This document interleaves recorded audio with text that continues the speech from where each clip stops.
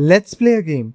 Ask ChatGPT who won the IPL final this season. Now ask, what's my company's leave policy? One of those questions has an answer somewhere on the internet. The other might only exist inside your company's documents. Yet somehow, modern AI systems can answer both because they are trained to be able to do that.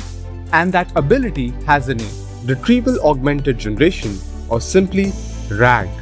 Today, we'll understand why RAG became one of the most important breakthroughs in AI and why most enterprise AI systems in 2026 depend on it. In the last video, we learned that an LLM learns from books, articles, and conversations, and this always came up with the problem of limited knowledge till the training cutoff date. If GPT was trained in 2025, it wouldn't magically know what happened yesterday. RAG solves that problem. Instead of answering from memory alone, the AI takes 3 quick steps. First, retrieval.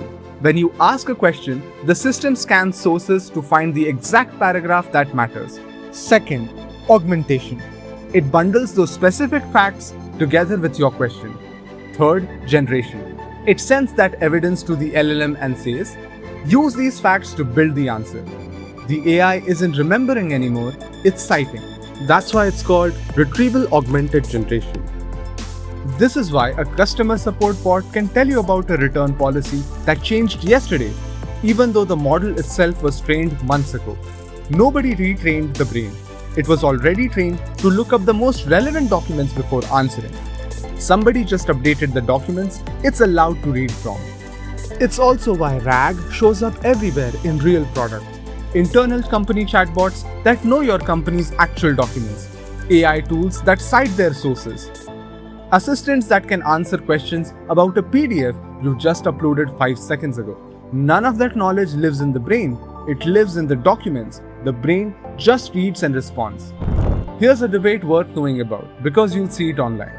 Models today can read enormous amounts of text in one go, context windows big enough to swallow entire books.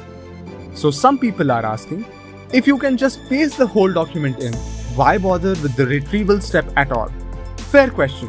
But can fit it all in and should fit it all in aren't the same thing. Stuffing in everything you own is slow, and the brain still has to wade through it all to find what matters. More text doesn't mean more focus. Retrieval still wins when the knowledge base is huge, when it changes constantly, or when you need to know exactly which document an answer came from. But what if the problem isn't reading, remembering, retrieving? What if the brain's behavior itself needs to change? Not what it knows, but how it talks, how it reasons, what it specializes in.